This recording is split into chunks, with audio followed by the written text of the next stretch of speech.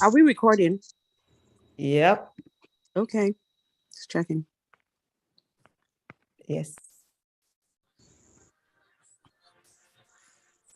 Getting ready. Here we go.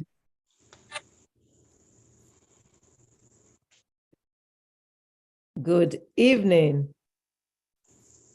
Welcome to Medical Mondays with Dr. O, where we have been talking about domestic violence, DV, as some people call it, and looking for ways to make sure that we prevent this evil in our households and our communities. Tonight, we're going to talk about domestic violence in the home, but as it pertains to children, polygamy, or children in polygamous situations, siblings even, against siblings in the household. And without much ado, I will introduce myself. I am Toyin Okwesomi, a family practitioner, HIV specialist, and substance use disorder treater in Maryland, who enjoys working on preventing disease entities, preventing things that could hinder or impair our health. And that's why we have this forum with awesome, speakers and people who know how for us to do this in our communities. Tonight, before I bring on one of our esteemed speakers, we have two of them tonight. I want to say something about Dr. Lillian Agbeyegbe.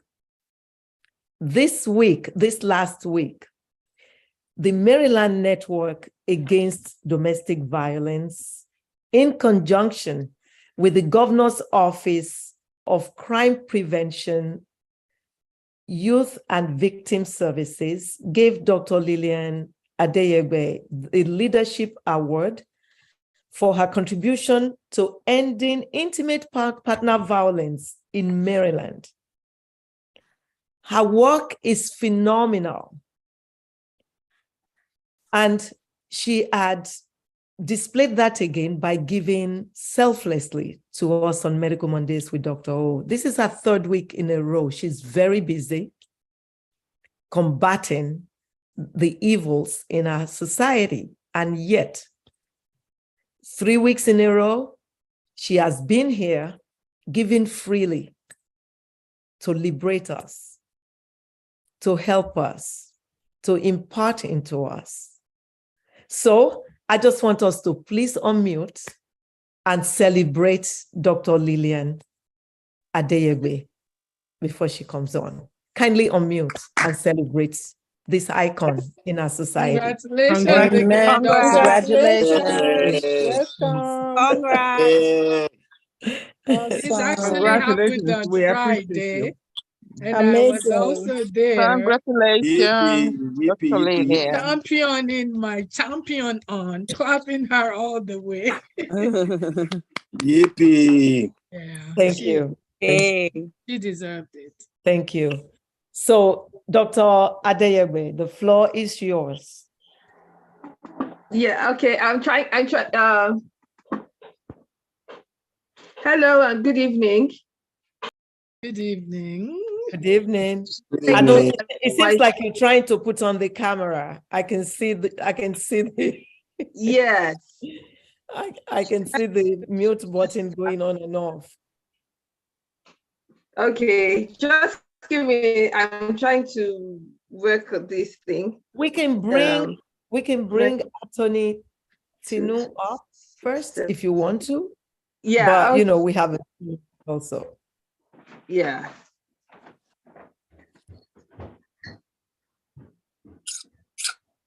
Okay, join with video.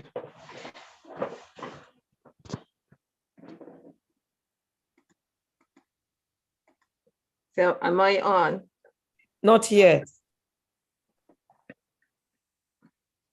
Yes, we can see you now. Yes, we see you. Beautiful you. Oh, Okay. congratulations again. Thank you very much. Good evening, and thank you all for joining us today. Yes. Thank you, Dr. O. As Dr. O said, we're still continuing this conversation. October is Domestic Violence Awareness Month, as many of you know, and this is the last day of October. And today we're looking at violence in the home as concerning children and other participants in the home front. So one distinction I'd like to start off with making is especially the distinction we make in the field. And when we're talking about other abuse in the home, people outside call it domestic violence, but we make the distinction between intimate partner violence as violence that occurs between current and former people in a relationship.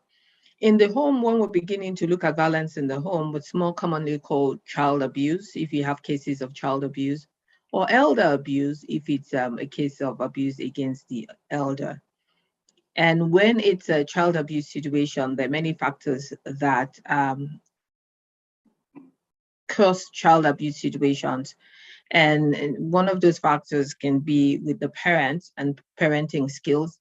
And so when we talk about teaching social emotional learning, starting from a young age going forward, it's because we recognize that people need to be able to deal with issues that they're having in their lives. So a child abuse can be a parent abusing their child, and usually it may stem from the fact that they do not have the resources to have trained.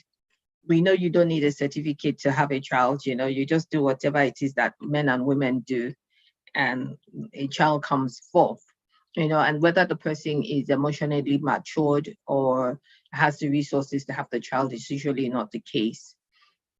If such child abuse is occurring in the home, here in the United States, there's the opportunity to involve government in it. We have child protective services. You have a responsibility to make sure that your child is well fed, your child is attending school, and your child is well catered for. You might be able to access resources if you are having challenges with meeting all of those obligations. In the event that the parents themselves are challenged, you have an opportunity to get into a substance treatment program or mental health services to deal with cognitive issues that may be interfering with their parenting skills. Now, sometimes child abuse might be occurring when we're talking about sibling rivalry. It may not necessarily denigrate to a child abuse situation. However, if people feel that the situation has worsened and is deteriorating, it's possible for the parents again to access resources. We say this is not academic, this is general saying that it takes a village to raise a child. And so if a parent is struggling with raising a child, it is advisable to take advantage of the village resources, have other people. Your child may not listen to you, but they may listen to another elderly person in the household.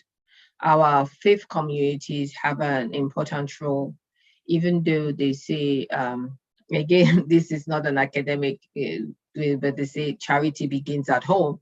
And that means that we should fundamentally be training our children at home.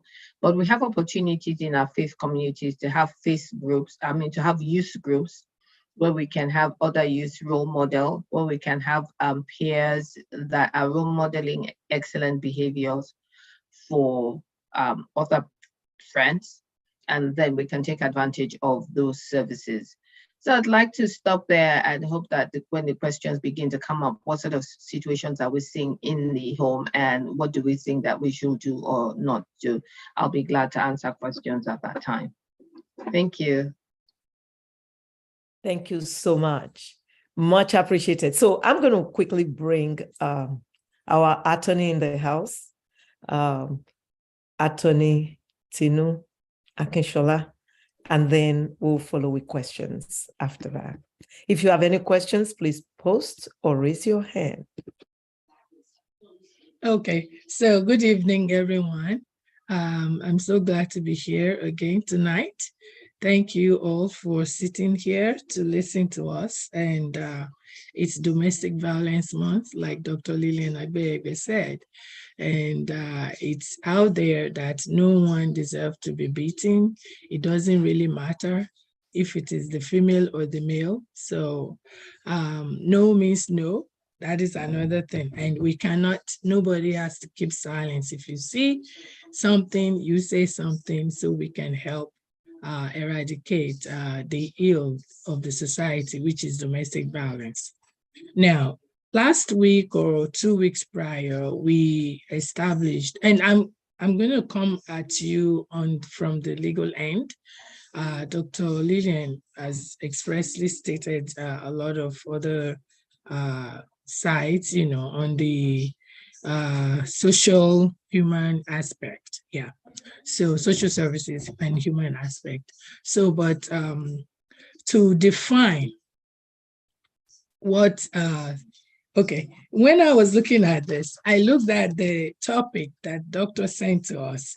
It was domestic violence against children, and then among siblings, in polygamy, and among relatives. So to me, it's cut across so many faces.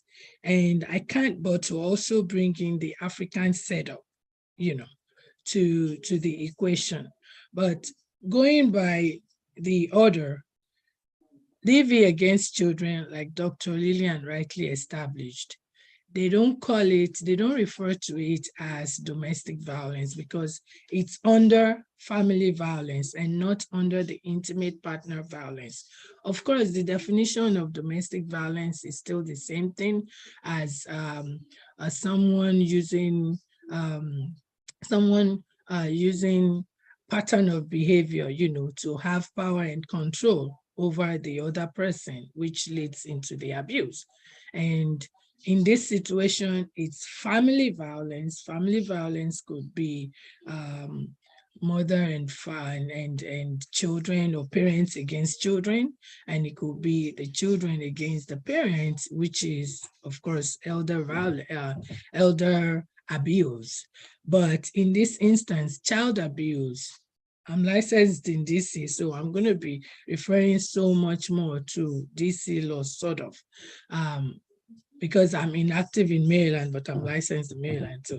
So anyway, having gone to DC court for a while, so I kind of can say authoritatively what child abuse is in the setup of DC law. Now, to set aside what the definition of child abuse is, in DC, they have it as when a child, and it's child abuse and neglect together, when a child is mistreated, when he's beaten, when he's in such a manner that it results in an injury or a risk of harm to that child, that is when you refer that as child abuse. And then neglect, on the other hand, it could be physical, it could be mental, it could be emotional or psychological. And you're saying that physical sense is, the expression, spoil the rod and spoil the child. So according to DC law, you'll be surprised. They're not saying don't beat your children. They are saying that you cannot beat a child to the extent that there will be marks, burns, or cuts, bruises, or something that can show the harm that has been done to that child. That is the physical side. Now you're talking about, you can also mistreat a child in such a way. This could be physical, it could be emotional. You can't mistreat a child saying, okay, well, you know how they used to punish us in Africa, in Nigeria specifically, and they say, oh yeah, go and stood down there, and then you sweat and, to the point that you can even fall and daku as in faint, So that could actually take it out of discipline to abuse. Okay.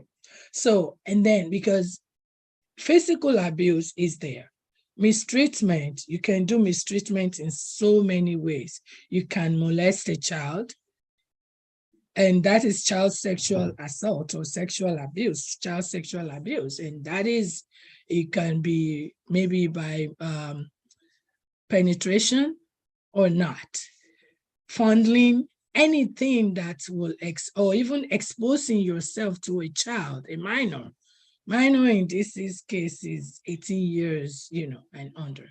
So, or you compel that child to actually be dressing or bathing in front of you when you are not even maybe the caretaker, the parent, or anything, that has legal guardian or legal control over that child. So that is on that side too. And because of that, mere telling a child to bathe in front of her when she doesn't want to, or when you don't really have to, can actually cause the child to be emotionally scarred or psychologically affected. And that could project out maybe in school, the child may be withdrawing, and the child may not want to say anything to anyone because perhaps maybe parents even don't believe in him or her. So rather will be quiet. Now, there's also in DC law, they have educational neglect. As a matter of fact, the definition of child abuse in DC is to such extent that it covers physical, mental, emotional, and psychological. And then it says that the neglect part also says that when you withdraw all these things from the child, or when you fail to take care of the child at the normal time, there is the medical part also at the right time when he or she is supposed to be going for the dentist checkup, eye checkup, maybe medical checkup, all those, and that is medical neglect. And even educational neglect is also when this child, of course, this is America. Every child is supposed from actually age 3 or 2, we have Head Start. You are supposed to enroll a child in that school, in the community. That is why the government provided for that program. So children need to be enrolled. If children are not enrolled, even at Head Start, you will be cited for child abuse. And the condition actually at the end of the law is the statement in the law is such that at the end of it, it says, you did all these things, and not because you cannot provide them, but you failed to do them. It's not like you are not rich and you can't take the kids to school. Of course, government already provided for that. It's not that money is coming out of your pocket, for medical treatment. You are going to be cited for that. Even there's up until maybe some ladies who actually misuse substance and drugs, you will be cited if there is any slight inclination or any slight test that reveal that fetus is endangered or has ingested drugs or substance that you are taking while pregnant. And because of that, that child cannot function as a normal child. I know I had a few of those cases.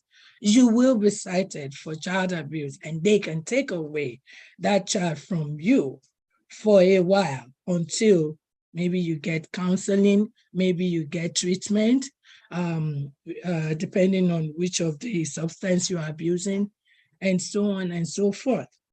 But in the meantime, they will have people to take care of the child. If you have family members who can come into the system to actually assist in caring for that child, not as a guardian, and I'm saying this because the legalese, we say guardian, we say, oh, I have adopted this child. We use terms loosely, but legally, the term guardianship, you have to go through that process. Even when you say, oh yeah, kinship care or fostering. I'm fostering a child. You can't just foster a child without the knowledge of the government in this country. But at home where we came from, as a person, I was raised by my grandmother, then uncles, aunties, and everyone around my dad. So if you ask my grandmother back then, she would say, I'm her guardian, So you are my guardian in the lay sense, but not in the legal sense, because you haven't done anything legally in writing to say that you have legal rights over my educational matters, decision, right? Over my medical decisions and over anything that pertains to my life until I age out of the system. That is the part of the domestic violence against children. Now, if you're talking about amongst siblings, right? Dr. Agbeyegbe alluded to it earlier. There is the distinction between sibling rivalry and sibling violence. They are very different. Sibling rivalry is common and it's normal, especially if you have children who are like not too far away in age from each other. I had sibling rivalry, growing up with both my sisters. I'm the one sandwiched in between. Unfortunately, I can no longer do that with my older sister now. So, but I mean, we are like almost 3 years apart, We used to, pick on each other and all that. So that is sibling rivalry is common and they accept that. Of course, parents will not take sides, but they will just have to calm the situation and know how to come into diffuse the tension. Now, if we're talking about sibling violence, this is really very the downside. It's the intensity, like I said last week, the difference between domestic violence and husband and wife, maybe regular uproar, is the intensity, is the consistency, and is the consequence that and the effect that it had on that abused sibling. And that also really take a toll of violence. This is when one sibling who has everything is still coming back to power and control. One sibling who has power and control over the other, usually the older one having over the younger one. But in some cases, it's not always the truth. In some cases, the reverse is the case. Because I was like the bully for my sister, as my older sister, but my younger sister also bullied me to some extent. So during our rivalry, but the violence is something that is very, it's the consequences, the same thing as it is in the case of domestic violence. Whatever the spouse, the victim spouse experience psychologically, emotionally, physically, is the same thing as what a sibling victim would experience. And this one actually take it up notch because sometimes that sibling violence may actually also be sexual abuse, And at that point, that child, that victim who is the sibling that is experiencing this, she may be withdrawing from everybody in the house, including the perpetrator, And of course, she will feel humiliated, low self-esteem. He or she may withdraw from everything, even in school. Participation in school will be like, nothing. He or she will be disinterested in programs of school. Any social thing, even social gathering, going out to parties or something, you will just be saying, that boy, not alone. He just like to stay up by himself. No, something has happened for him or her to be withdrawing the way he or she is now doing. So, but of course, we need to intervene in that instance. Now, we can actually prevent that to start with, because what they do, the service providers, and doctor will say more on this really, is to have it not even to happen at all. We will set boundaries. The parents are vigilant, because if you neglect your child, anything will happen. So in terms of polygamy, if I go there a little bit, that violence at home is usually, the one I know, it's usually very subtle. But let's even define a family. There are 4 different types of family. Of course, we have the nuclear family, we have the extended family, you have kinship care, and then you have the other alternative family, maybe the fostering or, and what is the nuclear family? Husband and wife, and then raising their children, 1 or 2. The second one, which is what they really usually practice in the West. Now, the second one is extended family, which we also call, it can be compound family to some extent in Africa, in Nigeria. For me, where I grew up, it was really compound family. We are more than extended family where you have grandparents and live in the home with husband and wife and children, because I had uncles, aunties, and everyone. So it's a protracted form of family. Now there is also the blended family. What do we call blended family? I am married now, right? Supposing I came into my marriage with 2 or 1 child, and my husband comes in with 1 or 2 children, and then we want to raise them together. Of course, we can have our own, relationship. We can have our own fruit from our marriage, but then everyone that we brought in, every child we brought in, all of them together form blended family. Okay, and of course, there could be a single parent household. I don't have a husband, I'm raising my children. So that is there. But polygamy related domestic violence or abuse or any form of child abuse or neglect comes in where you have perhaps extended or compound family. It can also come in the blended family, because of course you have somebody else's, maybe the husband, has his children live with them. So you may not necessarily have control over what your wife might be doing, on the offensive side to the children that you brought in. And the same goes for the wife's children.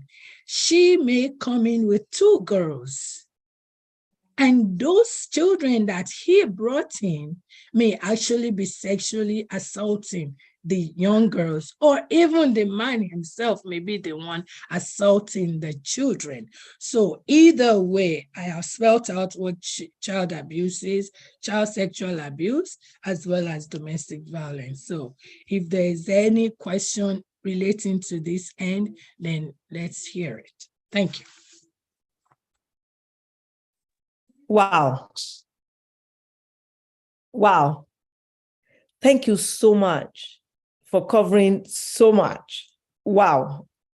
Every single pointer, even over and beyond. I have questions. I'm going to cheat. I'm sorry. Dr. Jagbe has his hand on. Why do you have to beat me like that? So go ahead, sir. You can unmute. You're muted. You're still muted.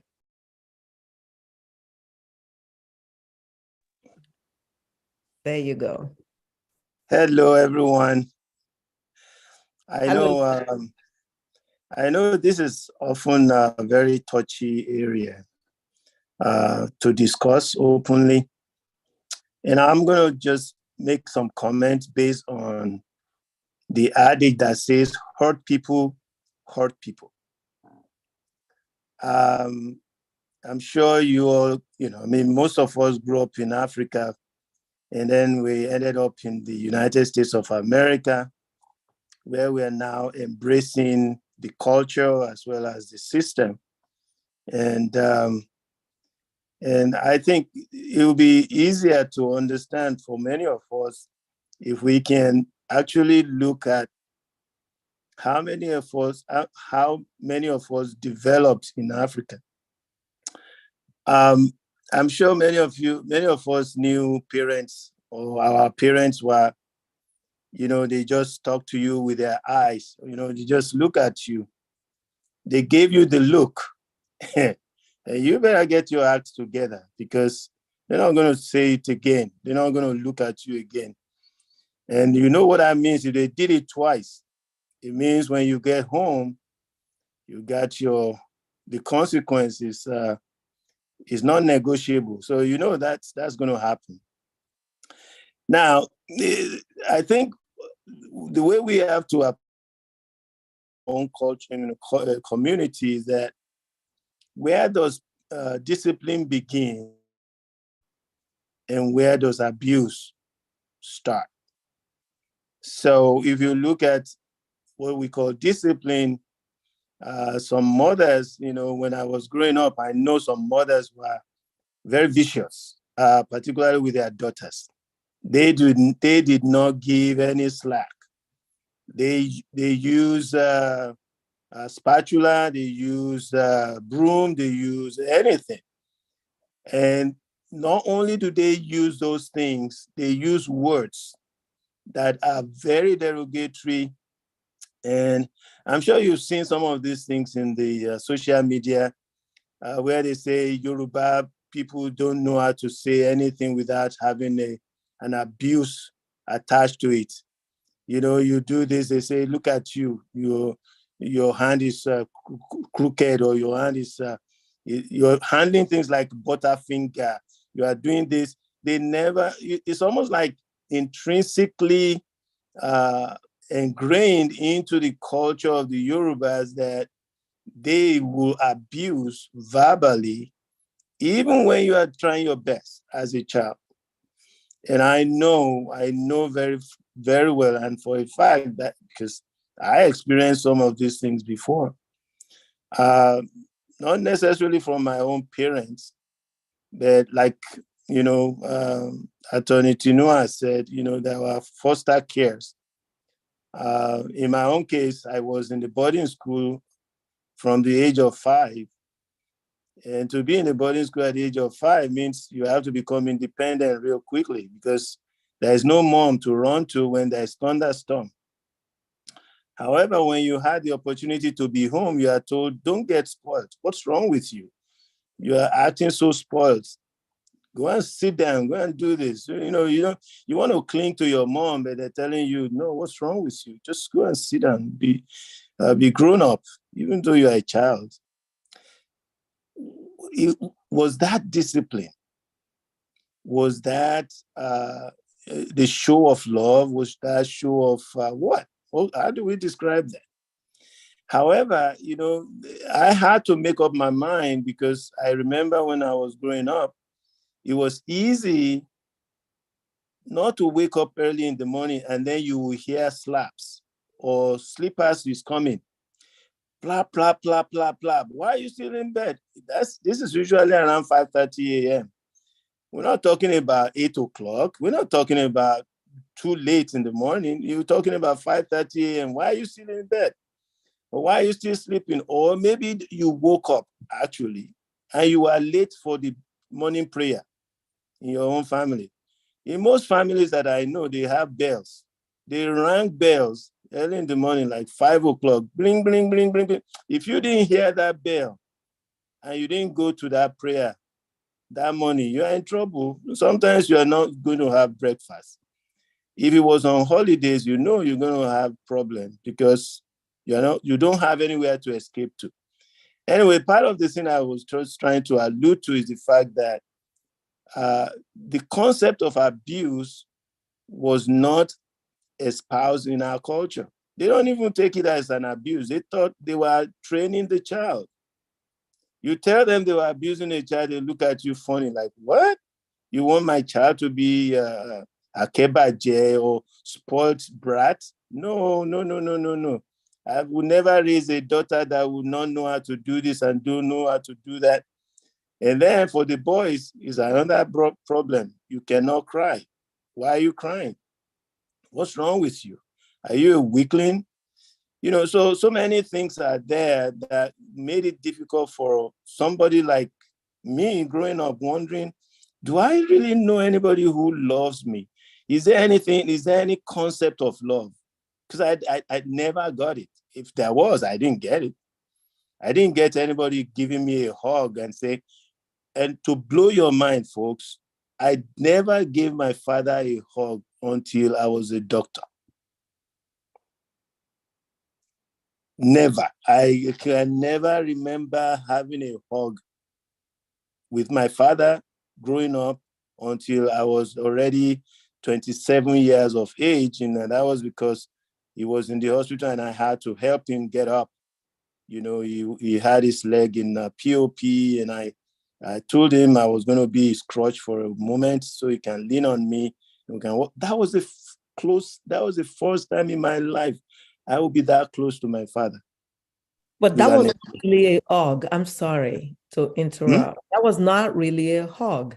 You were No, I'm saying I still did it. I still hugged him because by the time I picked him up, it wasn't because he was going to fall. He was able to use his own crutch by himself, but I wanted to do that. But the point I'm trying to make is this: as a child, what was I experiencing? Was I experiencing abuse? Was I experiencing neglect? Was I experiencing what? However, we were told to suck it up. Just suck it in. Don't get hung up on that. Whatever it is that you don't see that is being perfect. In fact, you didn't know what perfect meant because, I mean, if you were growing up like I did in a family where sometimes for each meal we had 40 people having one meal in the same house. So if you have a family like that, what do you want to say? You don't have a chance to be spoiled. You don't have a chance to be just any kind of brat, because even your own siblings or relatives who are older than you are the disciplinarians in the family.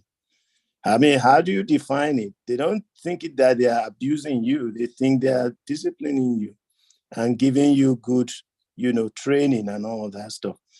In the midst of all of that, we still had to emerge, as constructive, well-meaning and productive adults. And I'm grateful that I turned out to be that, because if I was going to be like any of those people, that were ill-treating me when I was young, I would be so mean to children. And I made up my mind before I got married that I would never treat my children the way I was treated. Never. I mean, I knew there were many mornings I got slapped, I got beaten to wake up.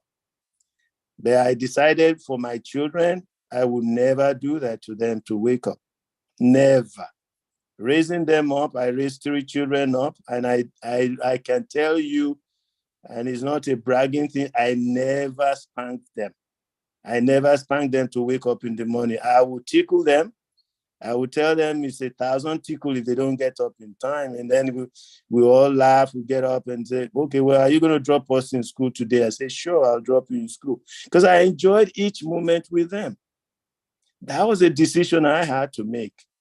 I had to swing to the other end of the spectrum, of the pendulum, because if I had to be, you can't be spoiled, you can't be allowed to be spoiled, I would. The line is very fine, and one can swing over to the abuse side before knowing it. And I know a lot of us experience so many traumatic things or traumatizing experience that while we were growing up, but in the midst of it, we still had to make good choices and good decisions regarding our own family. Extended families, the dynamic is crazy. I mean, in my own case, when you have about 45 people living in one house, how do you deal with that?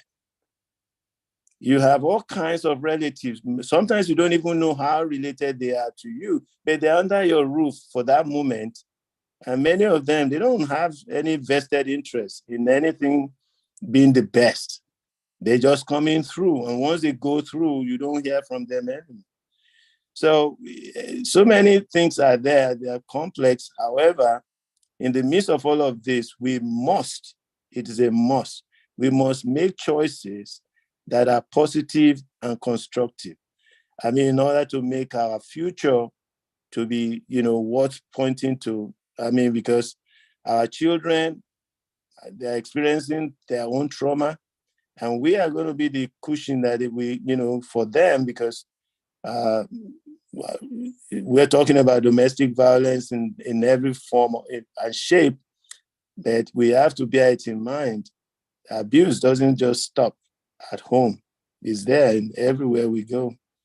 But we must help them to learn how to remain balanced, regardless of all the trauma that they're experiencing, that life doesn't stop. Life goes on, and they must be constructive and productive adults. Thank you.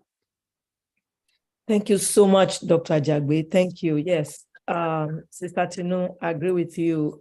Thank you for sharing so deeply. I know that was difficult, and I must say, I was raised in Nigeria, my experience was 100% different from yours. I have parents that are just, my parents, and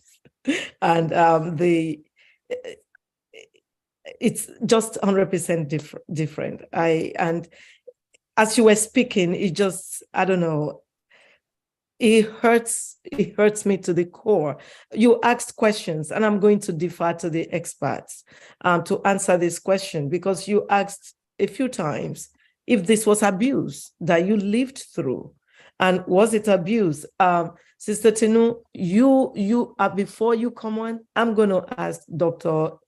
You're the speaker, you got the floor, but I'm going to ask Dr. Lillian, please, can you respond to Dr. Agbeyegbe, and then Sister Tinu can go. Yes, thank you very much. Dr. Agbeyegbe, again, I'd like to echo Dr. O's comments, and thank you very much for sharing. We know that must have been difficult. In the technical sense of what a parent is required to provide for a child, the conditions that you lived under may definitely be considered abuse. But in the impact on you, like you said, now that you made your own resolution not to treat your children like that, and all sort of things, some of the things that happens to us when we experience something like this is, young people turn to substance abuse, young people have suicidal thoughts, they stop going to school, they have negative mental health, anxiety and stress, low academic achievement. So when we look at the fact that you've turned out to be a medical doctor who's got a high academic achievement, will we say that you were in an abusive situation? I think the difference might have been in your proximity. Okay, so it may not have readily registered on your radar as abuse, and that's why you're asking this now. If you had lived in where communities, and if you talk about 40, 50 people being in the house, so maybe a lot more people are experiencing things similar to what you're going through, and it makes it difficult to register on your emotional wavelength as a psychological issue. If you're going to school and everybody in school had, which is what happens a lot of times where we live now in the United States, where people are able to say this is abuse, most people live in homes where they get to go to school. Most people live in homes where their parents provide for them. Most people live in homes where they get to eat 3 square meals. So it's easy for such situations to stand out. Okay, it's easy for such situations to stand out as abuse where we live today because of the society in which we live in. It didn't stand out quite a lot in Nigeria or where you live, aside from the fact that it was happening in a lot more places. There were also no clear institutions like the Attorney Akinshola works with that defined it as abuse. So it was very easy for it to be a part of, we call it culture, really. We'll say, oh, it's just our culture, it's a cultural practice, And because of those connotations, it was not easy for it to be designated as abuse. You see more as cultural. But in the society that we live in today, especially where we live in today, that's not, even if that's your culture, if that's your culture, quote and unquote, and you live here, you cannot practice that as a cultural practice, because there are standards and there are expectations where we live today that we must conform to. Absolutely. Thank you so much. Attorney Tinu Akinshola, go ahead. Thank you. Yeah, Dr. Lillian, you said it at the end of everything, the cultural aspect. So that is what really make the difference. So, Dr. Agbeyegbe, when you was talking, I was writing little things here and there, because Dr. O mentioned that her own upbringing was very different from yours. And of course, it's maybe true, and it is actually true because she said it. So I would say that what you experience, it wasn't really abuse in that sense, but I would say that it's similar to what I grew up with. Of course, your little sister, Auntie, my mother, so she lived in our extended family house too, yes.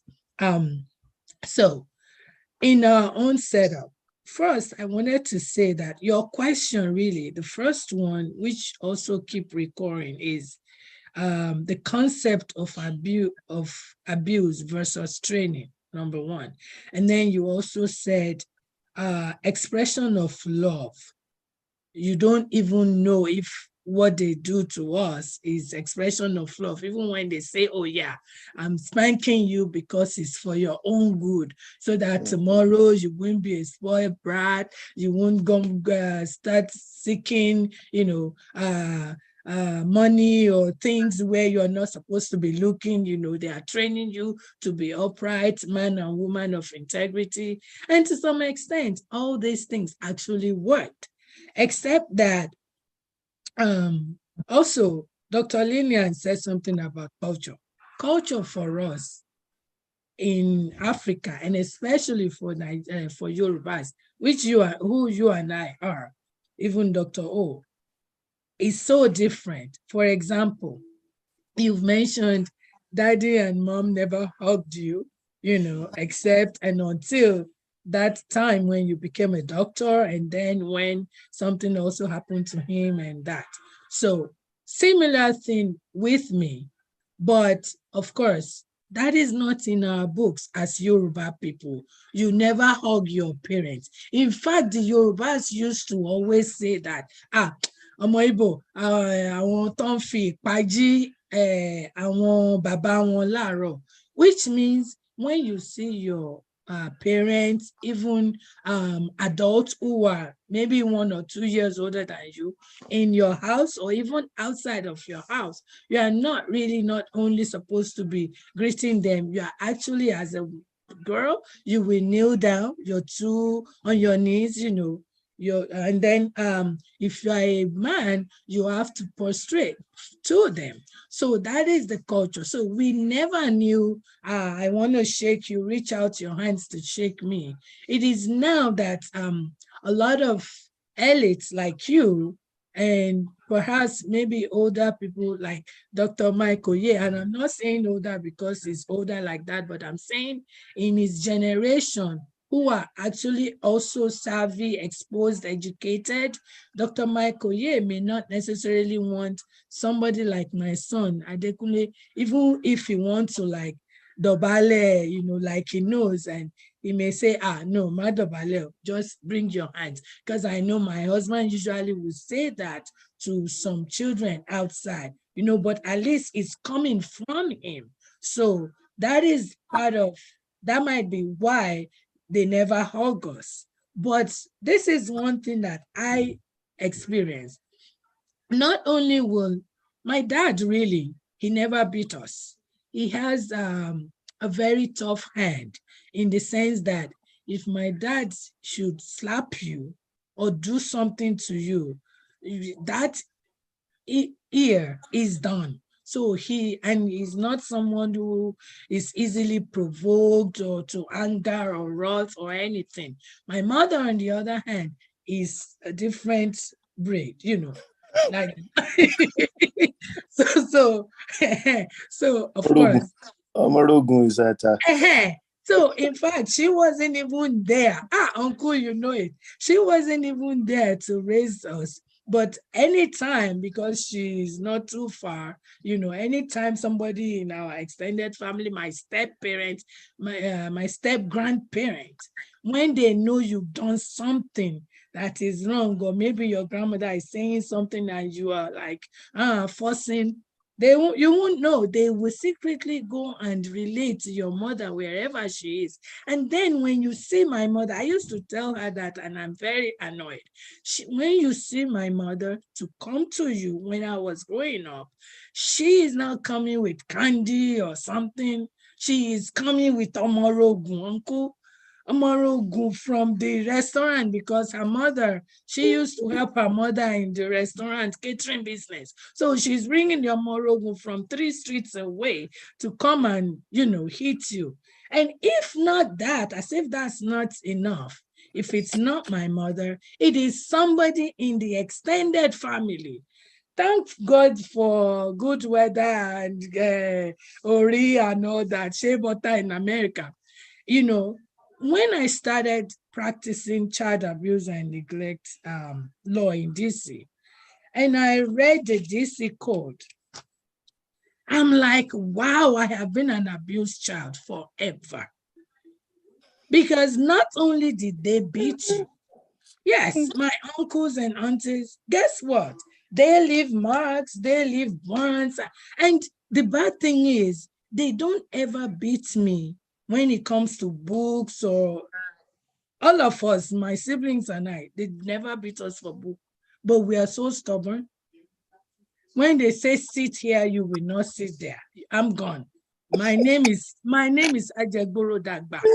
So, and anywhere I go, my slippers will not come back home. So, we were to some extent abused.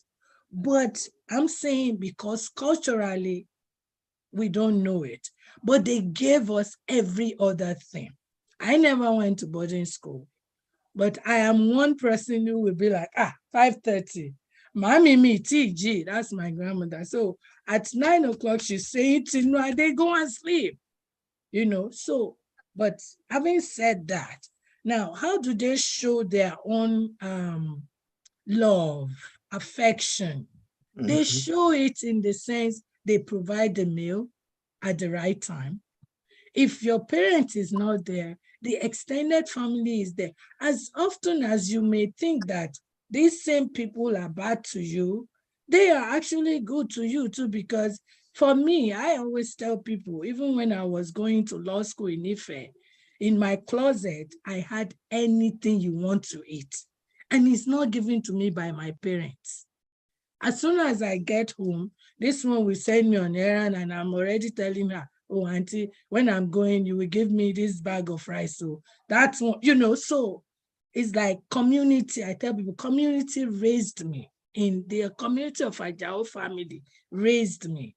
So the affection they show you is right there. But because you can't give what you don't have, they didn't know how to not say any derogatory thing to you. By the way, that never happened to me because my grandmother made sure nobody say anything derogatory, and she never would utter any negative thing to any child.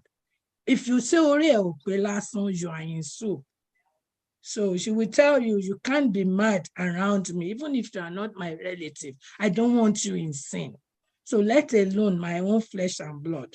So, and why am I saying this? Because of course, Yorubas, some of them, they rain curses, they rain abuses, but that is something that we need to work on, because sometimes, like the Bible now, spiritually, life and death are in the power of tongue. Some of these children really end up being unstable or playing out the mental illness or whatever you projected on them. It's not necessarily always true, but some really are true. So that's the only thing I can say in response to that. Thank you. Thank you. So again, I am very sorry that you guys went through this. My upbringing was totally different. I got hugs. I never was beaten. But that being said, bringing it back, I think a lot of things are hidden under culture, and it needs to be stopped. Because you can say today that, okay, Dr. Agbeyegbe, I really compliment you because also I know that you are an amazing father, that you turned things around, like Dr. Lillian said. You turned it around and gave your children a father, the best. However, what about when one lives through this kind of relationship, or when one lives like this growing up? What about personal relationships? We need to look at how that is affected. So we need to stop this. Can you please unmute? Remy, kindly unmute. You have your hand raised so you can ask your question, and I will go on from where I stopped later. Kindly unmute. There you go. There you go. Well, thank you for the opportunity. It's my brother Remy. It's my oh, why would you just put Remy in there? Look, no, don't let it look like I'm just how do you say it? Rude. Disrespecting, right? Thank you. Well, you're not. Welcome all the way from South Carolina. Yeah, you are okay. That is Shola's doing. You know how she is. She controls my phone. Anyway, I just want to shed a little light on what everybody have been saying about the way they were brought up, because I feel it is a lot easier when to want to judge their action based on what we know and where we are right now. Culture is very, very important. And I believe that our parents did what they did based on what they know and what the exposure they've had. How they learn, okay? But now when we look back, we want to judge them based on what we know right now. And even though it is not okay to treat kids the way we were treated, I'm not going to stand here and say I was treated that way, but I wasn't. I was treated nicely. I more or less can say I had my way most of the time. You know how it is. So but I just want to put an emphasis on the importance of culture, because it's very important. But even though I feel that I need to be modified a little bit to give our children a little opportunity, a little leeway. But if you look at yourself right now, everyone that I've spoken have been very successful, regardless of how they were trained. And the way they train you probably add to your success. Kids of nowadays take a lot of things for granted and they feel entitled. Now, this is an example of something I'm going to point out. I went to Nigeria and I went to University of Lagos. I saw everybody in the Agbada, all that good stuff. I said, oh, that's very nice. They let you wear your African clothes at work.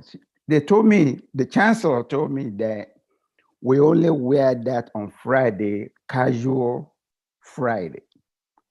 I said, how somebody gonna tell you in your country not to wear your native attire to work unless just one Friday? So that is the way we are losing the culture. If you step outside the circle of Nigeria, everybody want to speak English. Nobody want to speak Yoruba, nobody want to speak Igbo, they don't want to speak anything but English. So we slowly moving away from that culture, and we are borrowing other people's culture. And this culture has a bigger effect on the children that are growing up in Nigeria. That's why most of us are here, because we want to be like Americans. We want to have this, we want to have that. So you lose some, you gain some. So we need to kind of be very careful how we reflect and how we do a little brain drain of European culture into African culture. Culture is very important, and I think our parents did what they know to the best of their ability. Thank you. Thank you. Thank you so much. I hear you, but we are not castigating our parents, and we are not faulting them. What we're talking about is, okay, me recently going on medical missions, I found that because of that culture, a lot of fathers are impregnating their children. And it's hidden, it's covered in our culture. Brother Remy, there's a lot going on that this child abuse needs to stop. It doesn't mean you cannot discipline your children. Look at Dr. Agbeyegbe. It is, nobody can tell me that that was not abuse. 5-year-old, and you get, oh, come on. So we need to change that, because it really has nothing to do with our culture, our language, our dressing, and all of that. Yes, oriki and stuff like that, those incantations that from our family backgrounds that we need to learn. That's culture. But not giving love to children is not culture.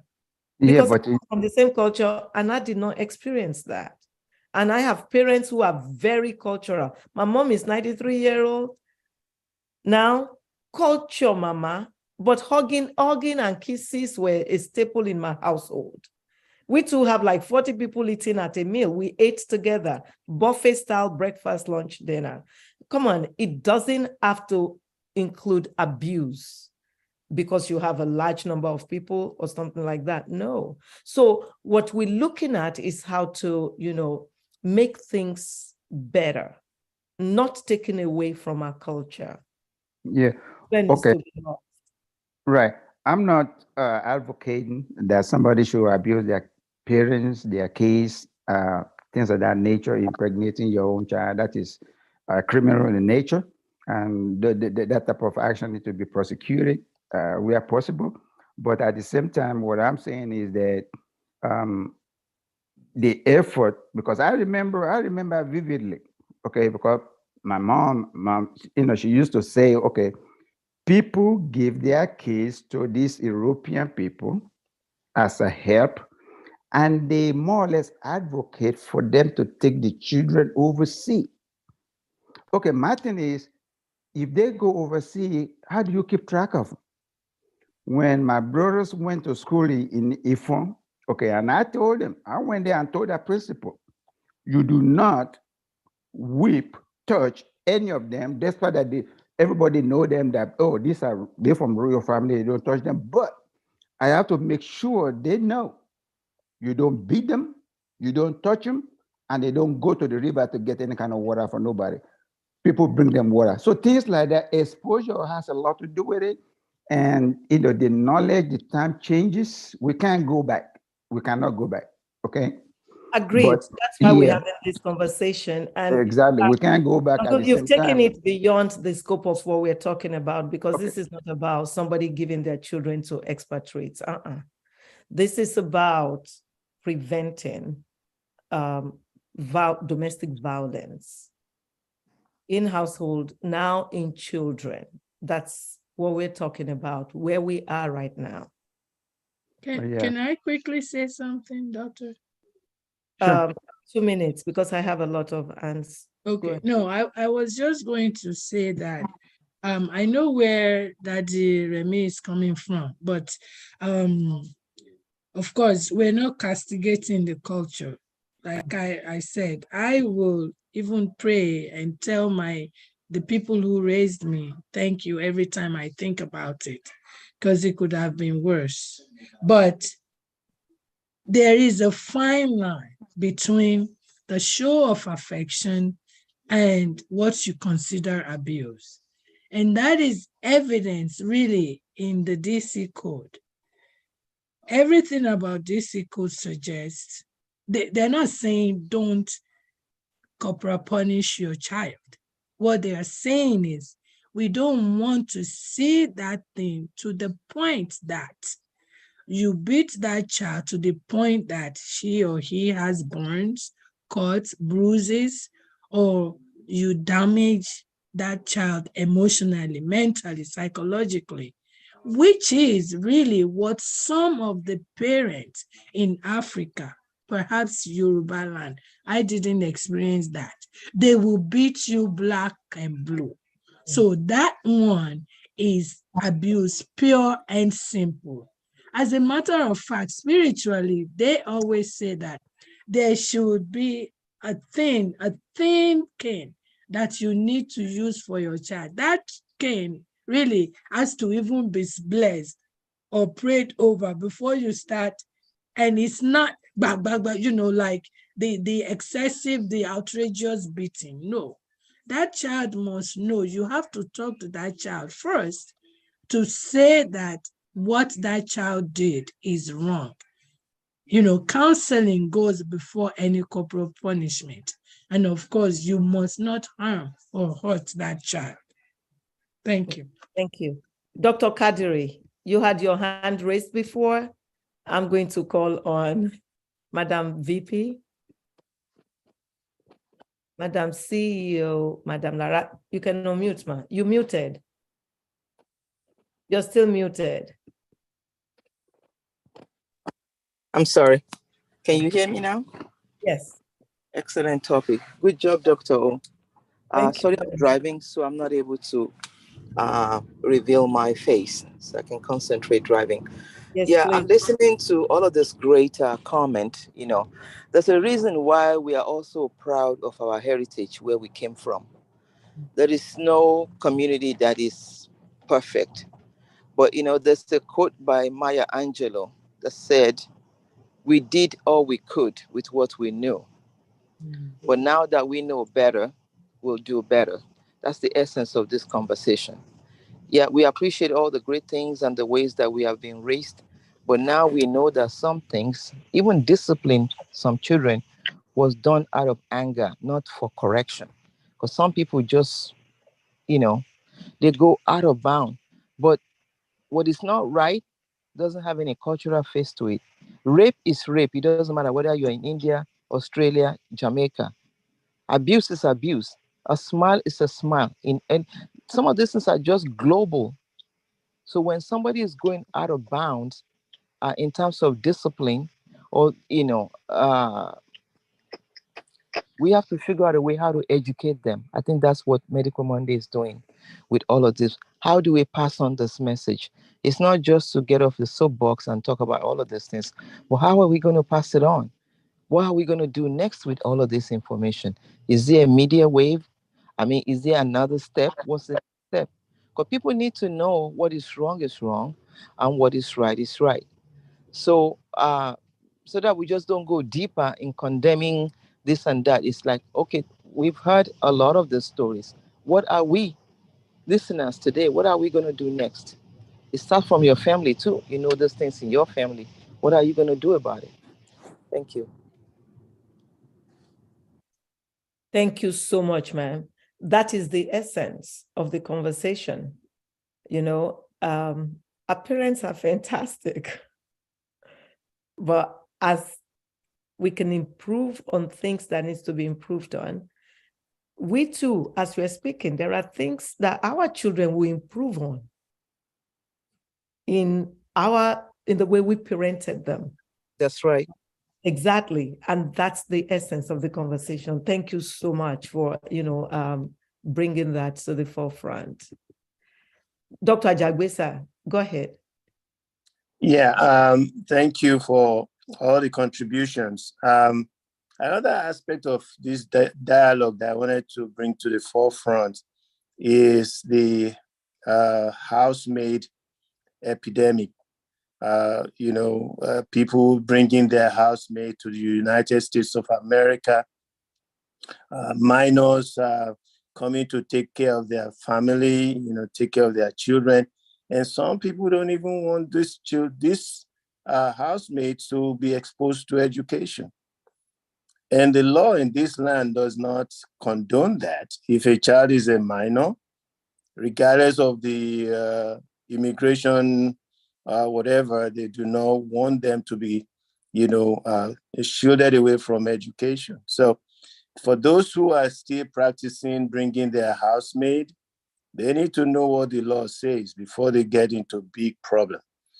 Because I know when my children were very little, some of my friends, actually brought in housemates from Nigeria, and they did everything to prevent those children from going to school. I mean, because that was not the reason why they brought them to the United States. They brought them to work. And so in that case, many of us, whatever it is that we think we are doing, might be treading on the law of the land and getting in trouble. We shouldn't be thinking it's the household enemy that is bringing it to happen to us in any way. So we must bear it in mind, whatever it is that we are doing, whether we assume they are culturally acceptable. If we are coming to a new environment, we should understand what the laws allows us to do and not allow us to do. Thank you so much for bringing that up, because we have a colleague who got into trouble in Maryland here, and a physician who actually ended up in prison for this in the state of Maryland. So thank you for bringing that up. And, Brother Remy touched on that, but in the aspect of the, people giving their children to Caucasians or expatriates, we do it too. People do it. I didn't do it, you didn't do it, but I'm saying as a community, our people have been known to do the same thing. Although, thank you for bringing that dimension of the law. We still want to see how we can make things better, do things differently. And I'm sorry, Dr. O. A lot of us who grew up with those house help, how many people have turned back around to go and help those house help, or even their children to have a better life? That's within our control. Yeah, I know. I've done that too. Every single one of them, man. Okay. Actually, they were in our household. We were all raised together. Yeah. So everybody was doing, it's just that, for instance, I never had to wash clothes. That's all. Mm-hmm. But we had the same meals, they were exposed to the same things we were exposed to. Very good. The one who traveled overseas with my mom, even my sibling did not. It was me and my mom. So we were raised similarly. Yeah, it's a call to action for those who haven't. You need to go back and make it right. Yep, I agree. Well, but what do you do if those people actually left, and they got into their own family and they got pregnant very young and they never came back, and you don't have any way of tracking them down? There's nothing you can do about it. True. Yeah, true. That one's gone. But when one can, is what she's alluding to, I think. So, Auntie Tower, kindly unmute, ma'am.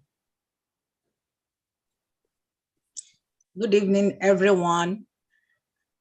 Wonderful topic, and I'm sure most of us, we have memory of what happened to us or in our home when we were growing up, and they are similar. They don't beat us in our house, but they beat my brother to hell because he's so stubborn. He is, I've never seen anything like him. And now he's a doctor, but I mean, they don't beat us, they treat us nice, they hug us, they cuddle us. I use my dad's hair to learn how to tie. My mom will say, oh, don't touch my hair. No, go, go, go. Then she will take a stool, leg of the stool and said, if you come near my hair, I'll beat you. And my dad will say, hey, use my hair. And he has a silky hair. You can't do anything. It's just silky. But that is what happened. And about the house maid, in 1983 or 84, when I was here, I left a maid to take care of my daughter, my first daughter.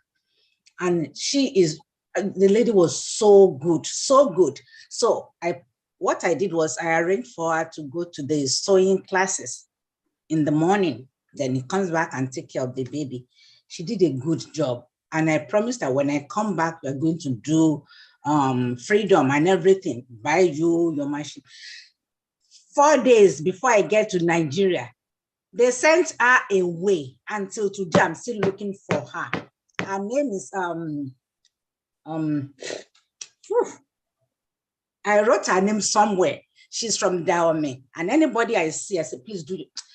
Adeogun. Her name is Adeogun. Julie Adeogun. Because that girl, I can't talk about it. Anytime I talk, I just become emotional because I know she deserved more than what she got. I promised her, I was ready to fulfill my promise, but they sent her away. So what do you do? Until today, I'm still looking anywhere. I say, do you know any Ogun's family? Do you know for? That is what happens. People, they don't care. They just want to use these girls or the boys and just throw them away. And you can't do that. After they help you, how are they going to go on with their own life? You have to let them learn something. And like you said, in Maryland around that time, 84, there was a doctor that brought a girl. The girl was helping me because I was pregnant with my second daughter at that time. And this girl started complaining. So we planned for her. And they took her away from this family. They are doctors in Riverdale or somewhere there in Maryland. They took her away. She can't speak much of English, but they put her in where they learn trade. She was doing Cabbage Patch Kids doll. They did that for her and they gave her citizenship. Why would you use that and do everything and you don't want to help her? And they were so much against her. It's just not fair. They are human beings. I'm so sorry because I'm so emotional with all this. It's not fair. No, it's not. And we need to treat each other like human beings and, protect the people who seem helpless. Because in that situation, these people are helpless and we need to be responsible. Sister Rosemary, kindly unmute. Good evening, everyone. Good contributions all through. And sorry, I have been busy. I have another meeting on the other hand. And I listened to Dr. Agbeyegbe. Dr. Agbeyegbe, I really commend you for being able to become very intentional about not transferring those things to your children. I really applaud you for that. And I just want everyone to know that in Africa, parents raised us the way they know how. And I personally came from a big polygamous home. My father had 37 children, 4 wives. We all lived in the same house. My dad gave us a lot of love. The 37 children are very, very close. We all ate from the same pot. The women were like sisters. I'm telling you, I had a fantastic life when growing up. So in my practice, when I see people come to tell me how they were maltreated when they were young and everything, I really just cannot understand how that can happen. And, when we talk about generational curse in our lives, I really thank God for Dr. Agbeyegbe that you did not transfer those things to your children and it will become generational curse. I see a lot of people today that a lot of bad things that happened to when they were growing up. Maybe they grew up with their uncle or their auntie and it deprived them of eating and a whole lot of things. They beat them so much. Some of them were even sexually abused by their uncles and their close relatives. And this thing has really put a dent in their lives that they are married today. And some of them have issues about just opening their legs for their spouse. And this has become a big problem that the husband does not even understand what's going on. And the person becomes very, very emotional, just going in and out, having bipolar or the rest of them. So, for you to have gone through what you went through, and then for you to tell yourself and say, you know what, I am not going to transfer these things to my children. That was, the way you perceived everything that went on with you when you were young was like you never read any bad meaning to it, because your perception about whatever thing that happens to you in life becomes your reality. So I just want every one of us, we all came from very dysfunctional backgrounds. I don't care how much, you think that your parents did well or didn't do well or whatever. We should just understand that, I will refer us back to the Bible. When they were persecuting Jesus, Jesus said, forgive them, Father Lord, forgive them, for they do not know what they are doing. These people do not know what they do. They do to you exactly what their parents did to them. So it trickles down and it becomes a generational curse. I see some people in my practice when I'm trying to tell them, please, do not be too hard on your children. These kids, treat them as individuals. Do not treat them with the way you were treated. Oh no, hey, when I was growing up, I never wore shoes to school. They didn't give us food. You cannot do that with these children here. They would think that you hate them. Mm-hmm. And when they have that in their mind, they're going to carry it for the rest of their lives, and it's going to create emotional issues for them. So I see a lot of people, the children grow up with them and everything, and I just remind them and say, you know what, train a child that you would like to have a relationship with in the future, because it is going to happen one day. Because even at this present moment, I'm not even in Maryland, I'm in California, in my daughter's house. And I was a single parent. And if I had stayed married to my husband, I'm not advocating divorce. If I had stayed married to my husband, I probably would not even have a relationship with my children today, because he wanted to raise up my children the way he was raised, and which was going to be very, very brutal. So I see a lot of elderly people today that do not have a relationship with their children because they never took their time to develop this relationship with them. And the way our people, perceive about love is that, oh, I am providing, I paid rent, I paid the mortgage, I provide them food, I do this, I do that.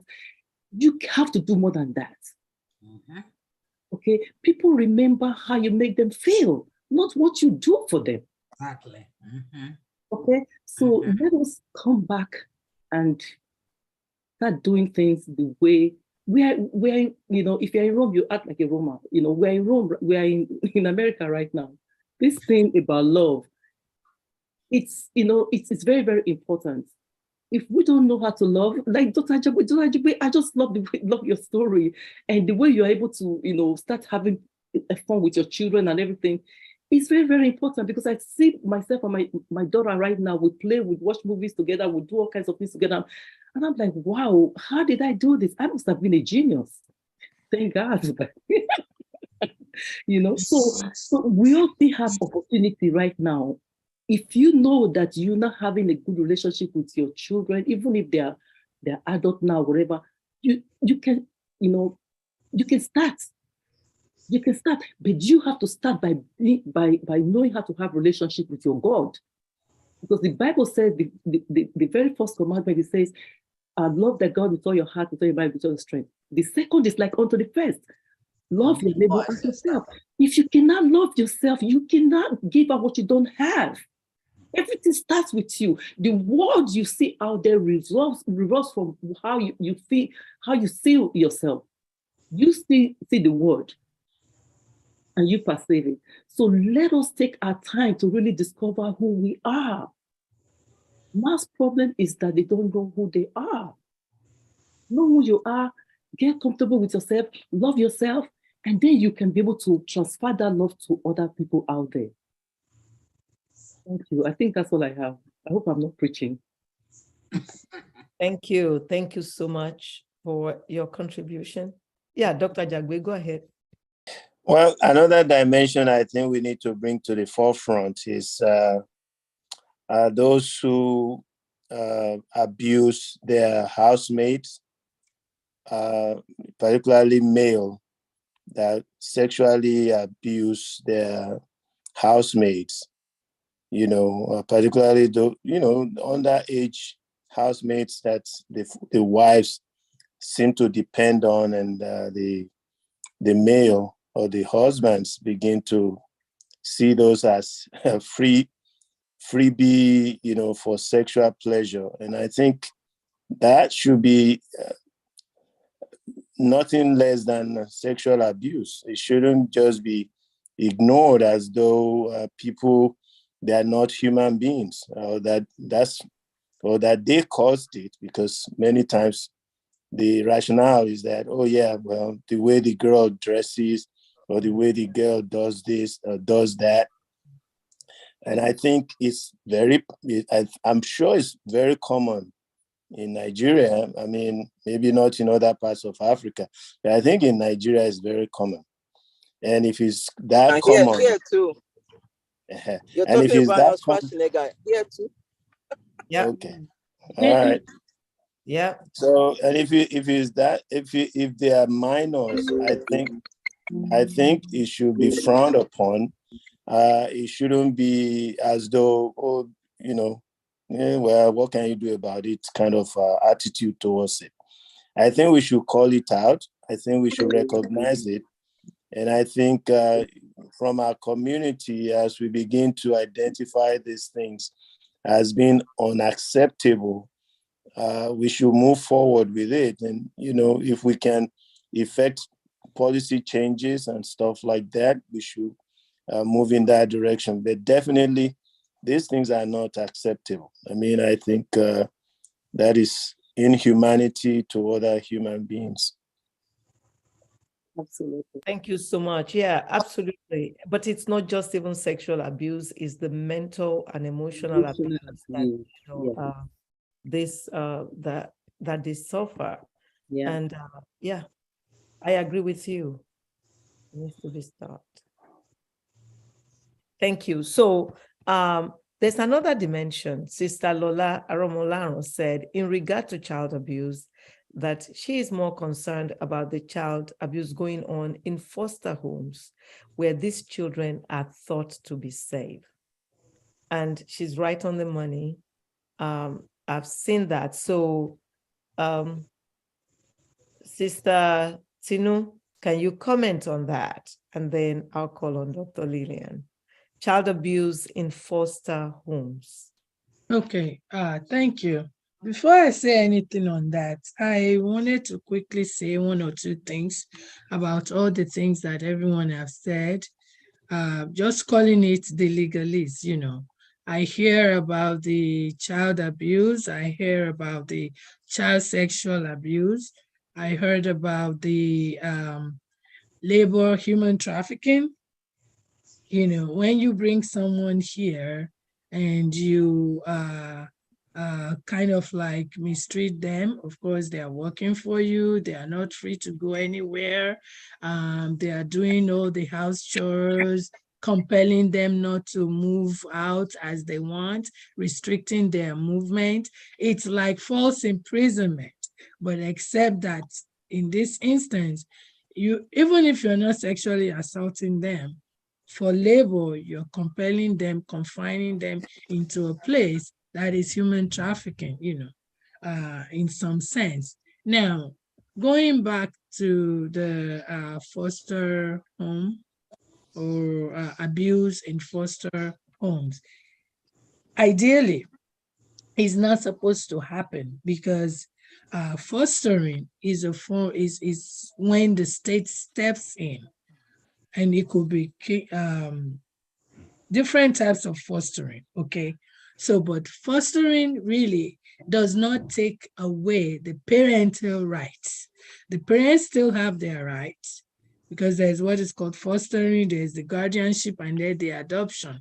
So let's not talk about adoption or guardianship. The fostering is the question.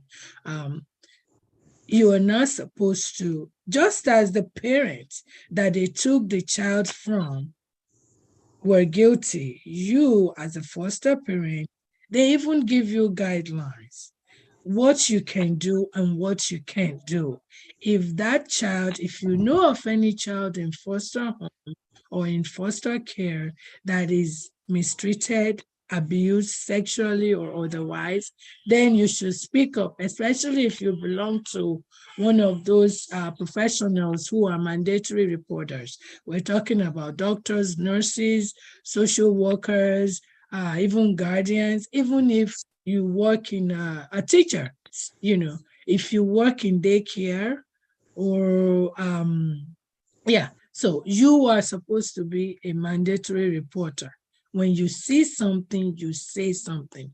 So for that person, he or she can be guilty of whatever the parents or anyone out there could have been guilty of.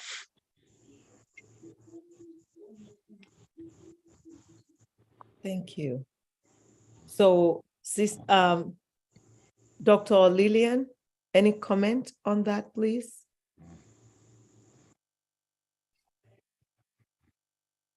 Dr. Lillian,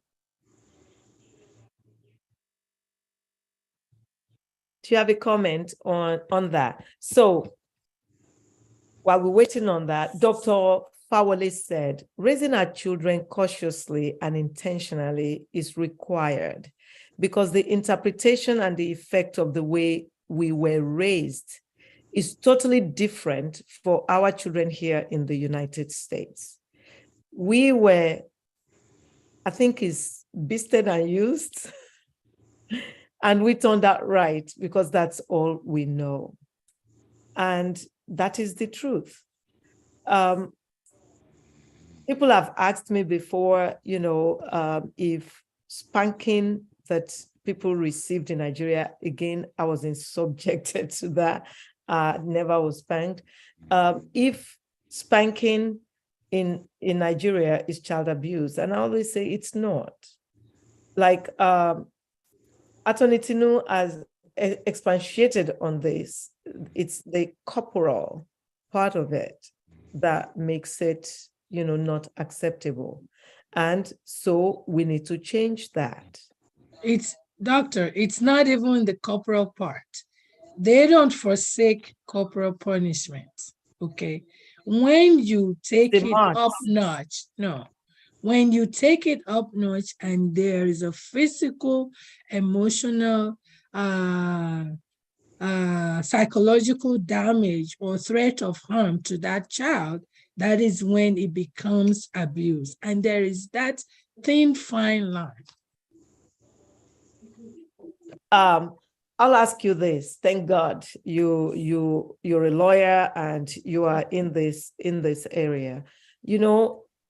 I remembered when my children were growing up, when they came home from school one day and they said that if you spank me, one of them said I should call 911. And I said, okay, you call 911, I'm going to spank you if you need to be spanked. But if you call 911, I'm going to just tell them they should take you and go. And, that killed that in my family. But it is common saying that if you spank a child, and we've seen the case of, I think it was one of our football players that became a national thing, that he abused his child when he didn't. He really only discipline the child. So you've explained to us over and over again where the line is. But why is it that it is, propagated that if you discipline your child, you would end up in jail? Thank you, doctor. Education, education, education. People don't know, like you said, to your child or your children, if the police comes to you, I would just say, take him or her. Yeah, I've heard many of your generation say that, to their children, and even in circles of friends, they say, oh yeah, I told my son or my daughter this and that, and yeah. But the truth is, even the police officer that is coming to pick you up, he or she is doing exactly the same thing to his or her child. But the only difference, like I always give the differences, aside from the thin fine line, the intensity, the frequency, the consequence, all those three things takes it out of regular discipline to abuse to that. And of course, we have to educate our people. Nobody is saying don't punish your child. But if for example, your child is a child that actually really is very extra sensitive, he or she takes things to heart, especially you're saying this child maybe ordinary to orally rain some, words to her or him, she would not even want to talk to you again, and such a child may actually be affected in school during her performance, in grades and all that. If the teacher should get to know that is going on, they will tell you, the parent, because they don't know what is going on. And your child may not necessarily tell the teacher, oh, my mom did this. But guess what? They will investigate. And if that investigation is substantiated with evidence of you doing something that is causing that child the cognition and emotional distress, or things that is causing her to not want to focus again in school, such that she's receiving lower grades, then you are abusing that child and they're coming for you. But education is the key. The key. Thank you. Dr. Agbeyegbe. You got my name right before. You've changed it again. It's not Agbeyegbe. Agbeyegbe. Sorry about that. I mean, I was going to say what Attorney Akinshola had said, what I was going to say, that, it's intensity, the intensity with which we do those things that cut the line. I had a CPS case a couple of years ago. My daughter went to after school program, and the next thing I knew is CPS was calling me, and I was like, okay, what's going on?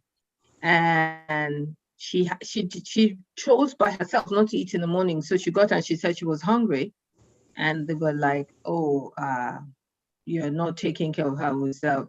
Fortunately for me, when they came, they didn't tell me, but when they came to the house, they're like, can we see your kitchen? Can we see your fridge? And they saw, and there was food in the fridge. So it's like, okay, so there's food in this house. But sometimes they like, it's a culture of why people say, oh, you get carried away or you will get into trouble, is because we on the African side, sometimes we don't know where to draw the line. I think Mayowa Fawole said it, between discipline versus punishment. The objective of everything that was done to us by our parents when we're growing up was to let us know that there are consequences to poor behavior, And here we have various ways to show consequences to poor behavior. You can take away phone, you can take away TV time, you can do so many things. Your goal is to show that there's consequences to poor behaviors, there's consequences to non-compliance. You don't have to beat a child until there's marks on the child's body, So if you just beat the child enough to show that there are consequences, if you send and Attorney Akinshola said us frequency. You know, you can't say that there are consequences every day and your child is going to bed without food every day. That's no longer consequence, you know, and you're beating us. So it's the intensity, the frequency, you know, and what other alternatives you have that you're not using that suggest child abuse. Thank you so much. Thank you. Well, Doctor, yes. go Doctor, ahead. can I read you some legal jargon, some legal definitions? Hopefully we'll understand it. Go ahead. No, these are simple enough. This is Okay, go DC ahead. code. This is DC code. Okay, so it says, let me read this: cruelty to children in the first degree. Cruelty to children, okay, no. Refusal or neglect by parent or guardian is a misdemeanor, right? It's punishable by imprisonment. And then what is that? Cruelty to children means to intentionally, knowingly, or recklessly beat, torture, or otherwise willfully mistreat a child under 18 years of age, or to engage in conduct which creates a serious risk of physical injury to a child, and in so doing causes physical injury. I mean, So there is intentionally. Mhm. So in our culture, Not that is only not the intentionally, you heard recklessly too. recklessly. Recklessly is there. Okay, got you. I arrest my case. I was going to make another case for culture. Arrest my case. Okay. So, Dr. Agbeyegbe, you have your hand raised. Thank you. Thank you for sharing. Isn't it interesting to look back and see some kind of comparison that we can make, like two extremes of the spectrum? In Nigeria, you used to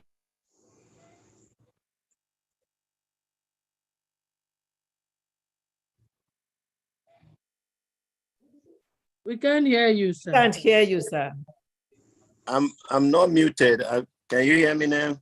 We can hear you Yes. now. You said in Nigeria, then what happened? I said in Nigeria, it's a very funny end of spectrum that teachers used to be the disciplinarians. So the parents who thought they couldn't handle their children will eventually hand the children over to the teacher and say, this child doesn't listen to us at home. And before this child becomes a delinquent, we want you to help us train this child.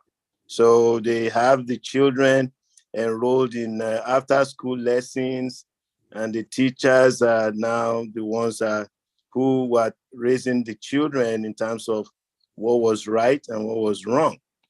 However, while those people were doing those things, many of them were borderline sadists, the way they were handling children. I mean, they had special canes reserved for very flimsy infractions that got children to be punished very heavily. Whereas here in America is the opposite. The teachers are the ones that are telling the parents, your child is misbehaving in class, and we don't know why he's misbehaving in class. Is it you that is causing it? That the teachers don't even have the guts to punish a child here in America. So we find out that there has to be a middle ground. A middle ground is where parents are supposed to be proactively engaging their children in a positive way, getting them to say what is on their mind, let them have freedom to truly learn what they need to learn under a loving and caring environment. And so children can grow up to be very responsible and respectable, as well as productive and functioning adults. So that is one aspect. We are looking at I'm sure it's still going on in Nigeria. I mean, I'm sure there are still schools where children are being treated extremely poorly, all in the name of disciplining them.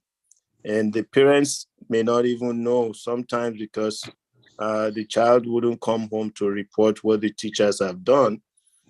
Sometimes it's good that the teachers caught them doing some crazy stuff and they disciplined them and they were, that they arrested the bad behavior, early. But even then, we know that many of people who were very disobedient when they were young ended up being criminals. So how do we maintain this balance? You want to discipline the children at home, but your disciplining is not really working because they still did whatever they wanted to do until they become criminals that were being arrested or being incarcerated or being punished in a corporal sense. So I know everything still falls back on home. If there is no abuse at home and there is no disciplining at home and there is no loving and caring at home, what kind of adults will be raised in our community? We have to try to see where the balance is and begin to propagate that in our community so that we can truly have a healthy community going forward. Thank you so much, sir. It is indeed balance. Attorney Akinshola, you're going to come up to, talk a little bit more about that balance with Dr.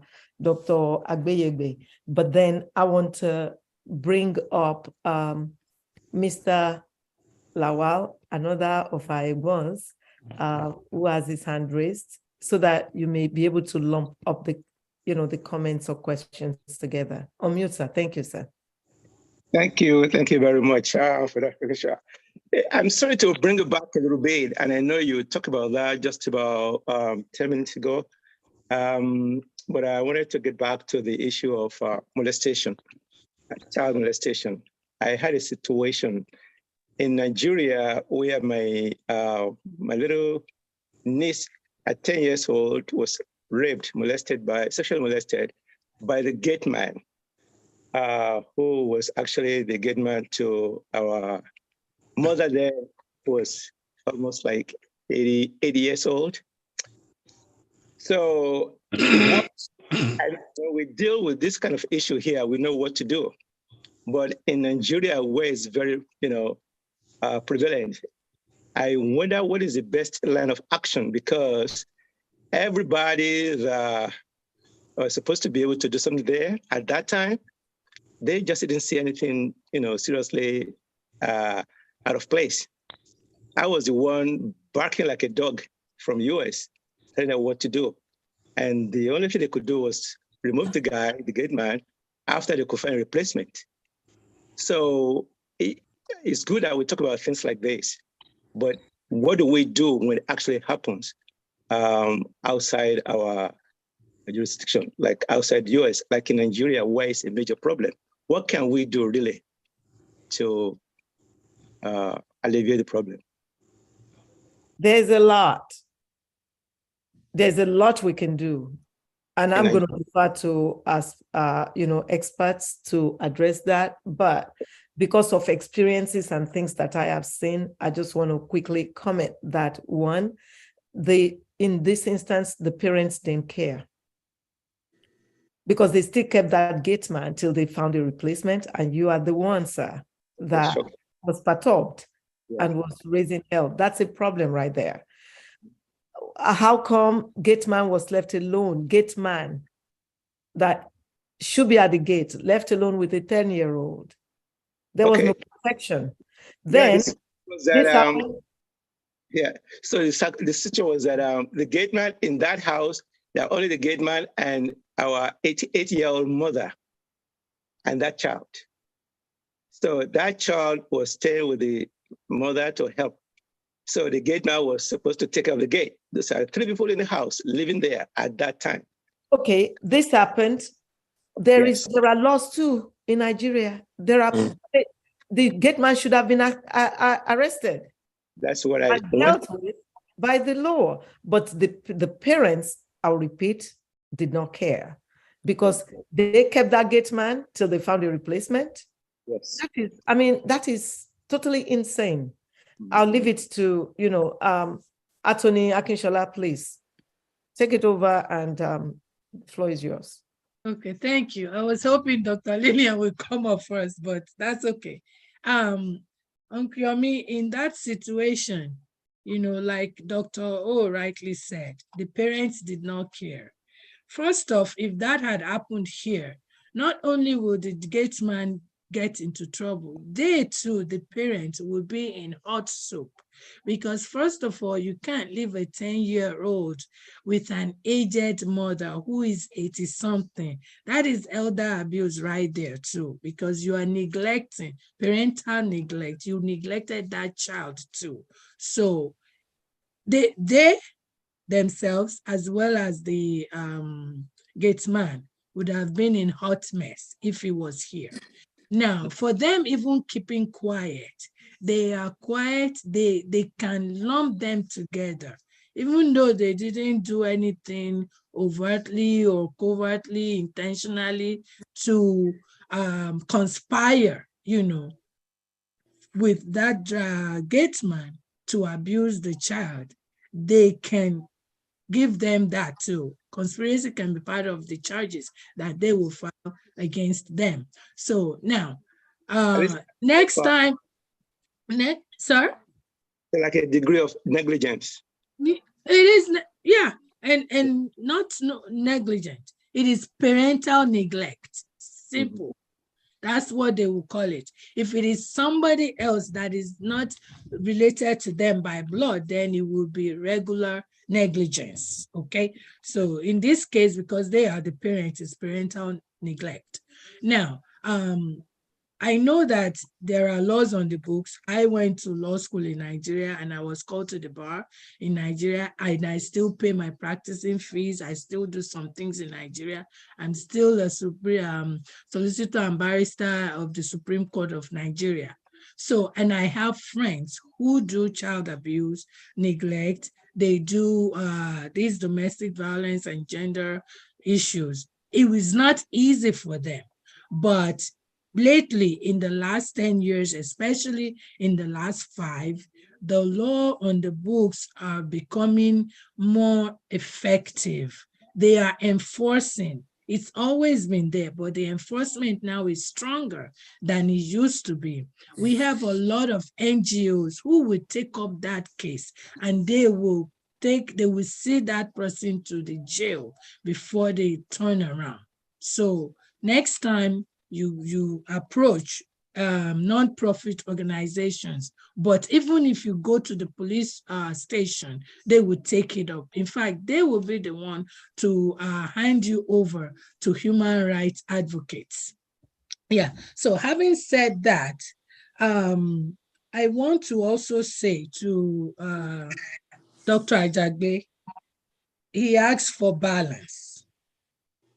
First off, I always said education. We need to educate our people. And by education, we are going back, let's go back to the school scenario is Dr. Agbeyegbe's case. So in the school scenario, even in Nigeria, there has to be school curriculum. In the school curriculum, there has to be some responsibilities, duties, and expectations of the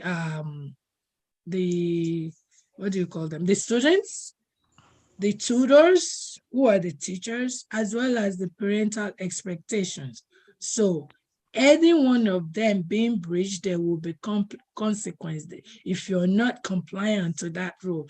And overall, even it doesn't matter if it is private school or public school, at that, every school, public or private, is under school system management. I know when I was growing up, when you say, somebody from the SMC is coming, all the teachers will sit up, then they will start telling us to clean the school compound. We dust everything. Our books are in the right places. We eat at the right time. The Yalonja will bring food and so that is bigger than what they used to give us. Fruits is so, than the one they used to give us another, because they are not only coming to look at the pupils, but they are also going to be assessing the teachers. It may be psychological, mere coming already is panic, sending panic and waves, over to people. So they are looking at the environment and all that. So all those put together, I think there's laxity in that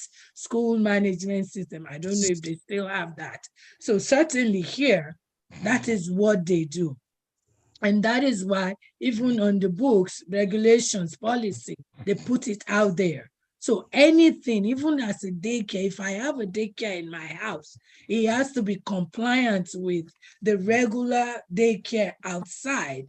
I can't say because I'm under my home here that I'm taking care of 2 or 3 children and I'm not going to be in compliance, then I have something else coming to me. So having said that, let me read to you definition of abuse, because I keep hearing Dr. Agbeyegbe saying corporal punishment. So we can't stress enough the education. Under the DC code, the term abused, when used with reference to a child, it means infliction of physical or mental injury upon a child, sexual abuse or exploitation of a child. In the case of a child brought in here to, I won't call it slavery, but you can take it to that level. A child that is brought into a home as a maid, this can also come in for that if they don't catch you on the human trafficking end. Now, there is also the neglect treatment or maltreatment of a child, right? And they say that that term abuse, when used with reference to a child, it does not include, listen very carefully to this, it doesn't include discipline administered by a parent, guardian, or custodian to his or her child, provided that the discipline is reasonable in manner and moderate in degree, and otherwise does not constitute cruelty. And I've told you what cruelty means under the law earlier on. So for the purpose of this Child Abuse Act or case, the term discipline, it should not include burning, biting, cutting a child. I know some parents who will bite you and say, then you will know what I'm telling you. It never occurred to me, but they did that. And then striking a child with a closed fist, like that, as if you're battling or combating or fighting your mate. Inflicting injury to a child by shaking, kicking, or throwing the child. This one, you medical doctors will know this is shaking baby syndrome. So, and then there is the non-accidental injury to a child under the age of 18 months. It could so happen that a child is being very well cared for, but then somehow it just slipped from the mother's or anybody who is the guardian's hands, and then something happened to him or her. Now, interfering with a child's breathing, those are the things. And then you are threatening a child with a dangerous weapon, or you are using such a weapon on a child. Dangerous weapon, in this case, firearms, that's a gun, or a knife, or any of the prohibited weapons described. Some people who call themselves parents, they actually do that, believe it or not. Now, negligent treatment or maltreatment, it means This is what Dr. Lillian was trying to explain to us. Failure to provide adequate food, clothing, shelter, or medical care, which includes medical neglect. And the deprivation is not due to the lack of financial means of his or her parent, guardian, or other custodian. And I think I emphasized on this when I first, at my initial presentation. So you go on and on and on. Term sexual exploitation, a parent, a guardian, or other custodian who allows a child to engage in prostitution as defined in the control of, okay, so this sexual exploitation, if they cite anyone for this, they can easily cite you also for human trafficking, because one of the factors of human trafficking, and Dr. Lillian can share more on this because she's an expert on this wing, is if you are using or coercing a child for sexual, to get into sexual, sexual activity, and wherein, you are getting money, from that exchange or that activity. You're using that child sexually, you are exploiting her sexually. Thank you. Thank you so much. Thank you Okay, for that depth one question that you before shared with us. Sir, did you say something, sir? Yeah, please, when you are mentioning the use of weaponry, will that include something like koboko that actually lacerate the child's body and cause blood? Okay, koboko, No. for people who don't No. know what koboko is Horse whip. Yeah. Horse whip. Horse whip, yeah. No, I've read it. Anything you do, it shouldn't leave a trace, a mark, a burn on that child. So, Dr. Agbeyegbe, please, before I bring Auntie Tawa on, Yes. we want to hear from you, please. There's so much now on the table. Yes, I was actually writing in the chat, where she was saying that the parent can be charged for sex trafficking with the child if you're using the child for exchange, not just for money, but for anything of value. So if you're offering the child up for sex for in exchange for your rent, maybe you can't make up your rent and you're giving the child up for sex, or you're giving the child up for sex if you're a drug user, and all of those things can constitute prostitution. There are opportunities for parents to get support if they cannot. In fact, it's one of the things that I'm working on currently in my full-time position. Where what can we get resources for parents who cannot control the child? As we know, social media is an issue today, and a lot of children through social media are connecting with people who are luring them out of their home. And when the parent can no longer control the child because somebody outside is offering you more than your parents are offering in the house, we don't want to hold parents liable for that, because it's now not the parent's fault per se, it's the trafficker's fault, who is, yes. So Attorney Tinu said family and social service can assist with helping the parents make sure that they can control the child at home. But that's different from you not being responsible for the child. Your responsibility is to provide for the child food, clothing, shelter, education. If for some reason or the other, you are not able to provide for them, you can seek support. So that's why we have benefits such as food stamps. We have benefits such as Medicaid. We have benefits such as temporary cash assistance in the event that it's all to make sure that the child gets the care that they need. So most of the time, for instance, you will find that a family may not the amount of money you get in food stamps significantly increases if there's a child in the household, as opposed to if there's one person in the household. They want to make sure that you are able to take care of the child. They want to make sure that you get a temporary cash assistance. So it's not only food that you need for your child, you need other supplies. And they have all of these drives. When it's time to go back to school, you see that they have all of these drives for back to school drives where you can get supplies and things like that. We have churches that have pantries and the whole 9 yards. Just to make sure that the child is fed and clothed. They have coach drives. Some winter is coming. You will find that there are plenty places where you have coach drives. Make sure that your child can have a coat to go to work, and all of those society steps in all of those places to make sure that the parent can take care of their children. Thank you. Whew, thank you so much. Oh my gosh, I'm excited because we have resources. There's so much that I personally have learned tonight, and I'm sure many on the platform. Auntie Tawa, you have a comment, ma'am. Yeah, it's not a question, it's a comment. Most of these things we're talking about back home, they were not seen as an abuse, and you can link them to cultural activity or behavior of us, because some parents will know that this is happening. And if the child goes to them and say, oh, this is happening to me. Oh, mind your boy, please keep quiet.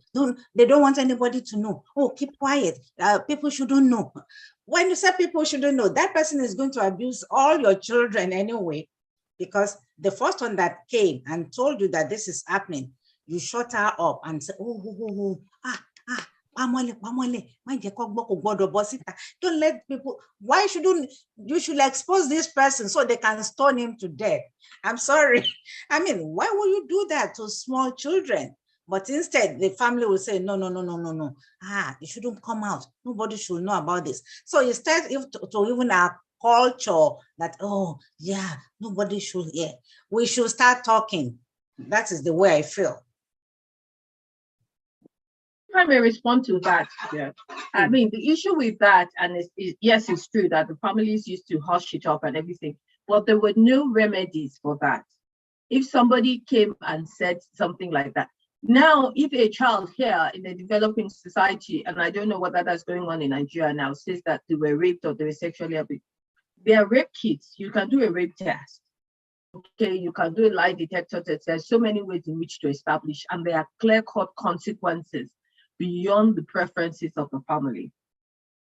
So in that sort of culture, especially when we have families, somebody will say, oh, you're trying to just cause anonymity between family members and things like that.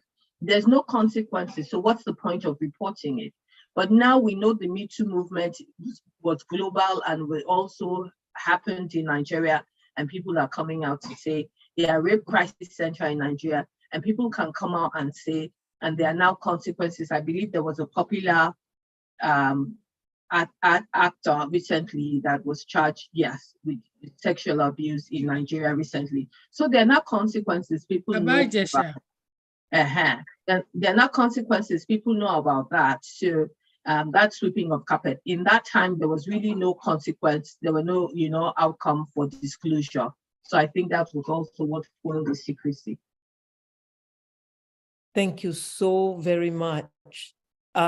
Sister Lola says, Auntie Tawa, it was due to the ignorance of her people. And I want to share on this forum, I hardly do this, but She Rises is an organization that was started by Attorney Tinu Akinshola. I mean, if you're looking for one of the most trusted, humble,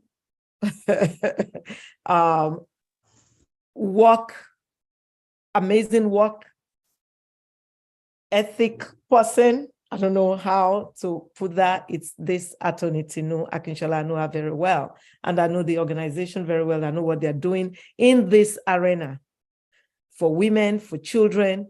And if men come along, men need help, because men need help. They just don't talk sometimes. She Rises is there for them. Please, I was asking her, I wrote in the platform, in the chat box, that she should send a link for donations. We all need to donate to this cause, because these things can take money to shelter people, to help people, to meet the needs when situations arise. So Attorney Tinu, kindly post, thank you. And let's show up let's not just be talking. Let's donate to this cause so that you know, we can do more in terms of preventing and domestic violence and intervening when we need to intervene. Thank you so very much. It's been an amazing night again. I'm going to ask Dr. Agbeyegbe to go first to give us concluding words, and then Attorney Tinu can come on, please. Yes, thank you very much. And it's been a pleasure to be with you again this evening. Child abuse in the home is not something that needs to happen. There's nobody that's saying that you cannot discipline your child. Remember, what we're talking about is intensity and frequency, you know, and you as a parent, you have responsibility to pay close attention to your children. Changes in behaviors, an outgoing child becomes withdrawn, becomes, you know, and begins to keep to themselves, to begin to do poorly in school. Those are all warning signs that something might be going on with the child. And so if we pay attention, and even if parents are having issues with providing for their family, there are social services that can support their needs.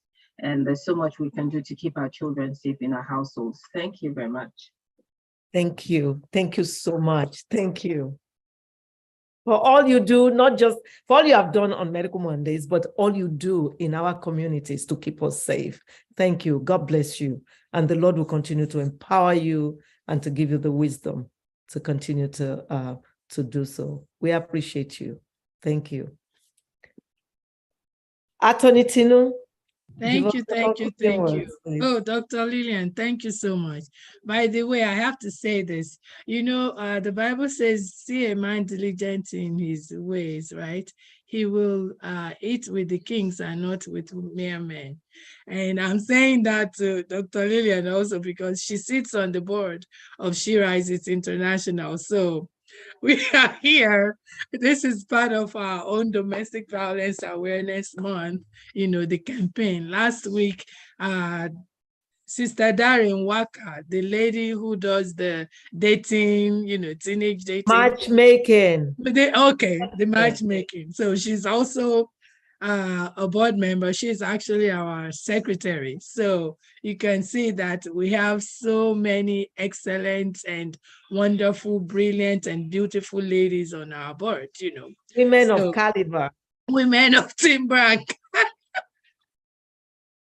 Amen, Dr. O. Yeah, and you are, whether you like it or not, you are one of our mamas, you know. You're still on the fence, but you are there for us. Thank you all. Thank you for what you do. So, by the way, to adopt everything that Dr. Lillian has said, you know, just now, and everything she's been saying and everything we all have been saying in the last 2-3 weeks, who would have thought that we will be here 3 weeks in? So, but really, domestic violence, child abuse, child sexual abuse, child exploitation or sexual exploitation, human trafficking, all those things, they don't have a place in the society. They should not be here with us.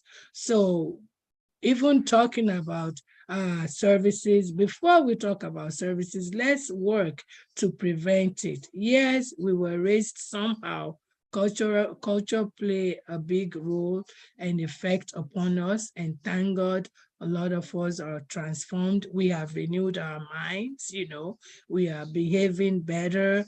Every day we're still work in progress, but what we can also still do is pick up and read more.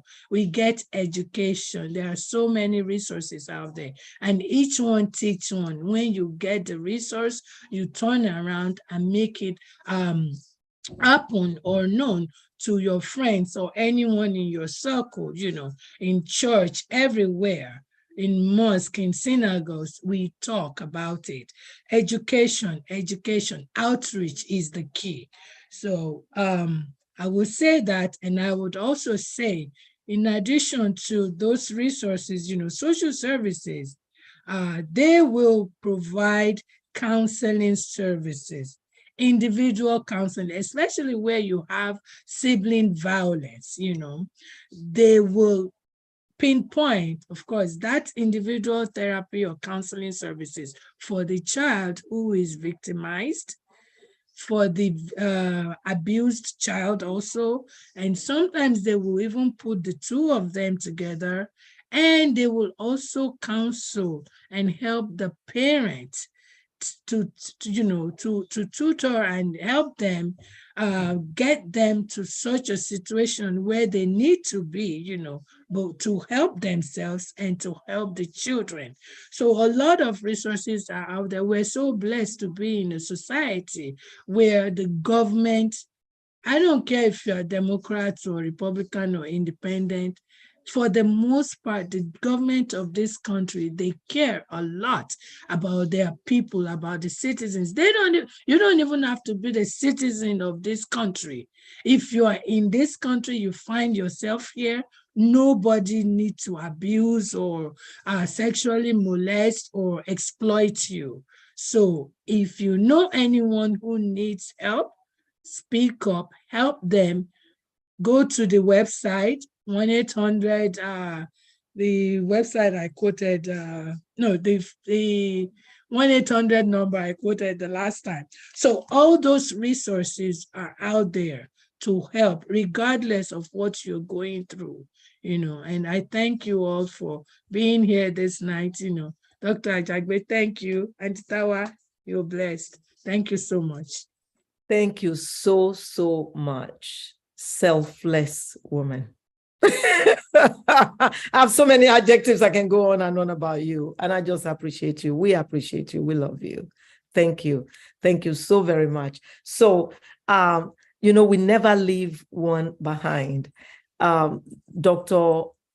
Ephraim wrote here that while he listened to Dr. Agbeyegbe earlier, he noticed his parents really did their best to provide the best for him despite the harshness. So he's echoing what Brother Remy said. Brother Remy came, fighting for the parents. I love it.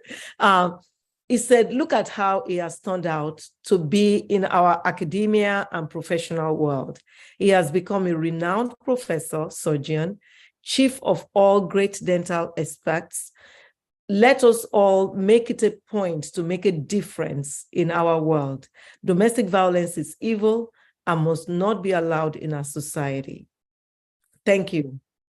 Thank you, Dr. Ephraim. We appreciate that. Thank you. So I wanted, Medical Mondays moment. Medical Mondays when we promise we deliver. This is a family. Our Monday night family, and every one of us that have experienced deliver. Auntie Tawa said when we were talking about naturopathic things that are good for the body and how to make sure our bodies are protected against illnesses, and all, bitter leaf came up and the importance and the benefits of bitter leaf. And Auntie Tawa promised, she lives in Tampa, she grows bitter leaf. I've seen the trees, beautiful. She sent some to me. She promised to send bitter leaf dried, like she sent to me before.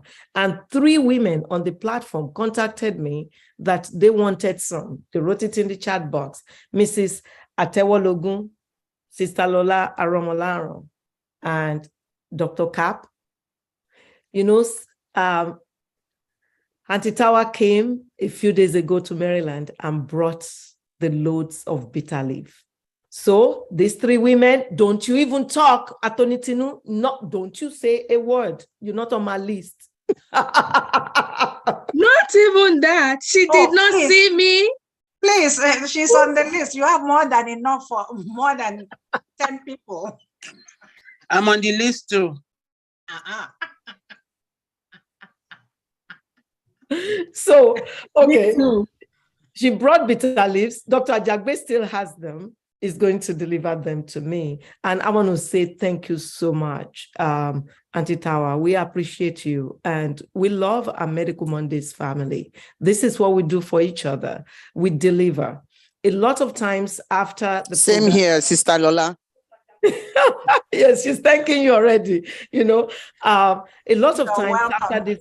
after these programs are over, people reach out when they need something. And you know what? We reach out to our Medical Mondays family. We're not establishing physician, patient interactions or relationships, but when people need assistance, we reach out to who in the family, and we have them all in our Medical Mondays family, and they deliver all the time. So thank you so very much. I want to also say, you know, tonight that please, it's the flu season. And unfortunately, we're having flu like we've not had in years since H1N1. About 360 people have died already. And this is just the beginning of November of the flu. This started in September. It's severe this year. The numbers are astronomical. Let's stay safe. There's also a spike in COVID since last week. So it's what has been reported. Let's be safe. Let's keep the mask on, because the mask also will protect from the flu. It's a respiratory virus.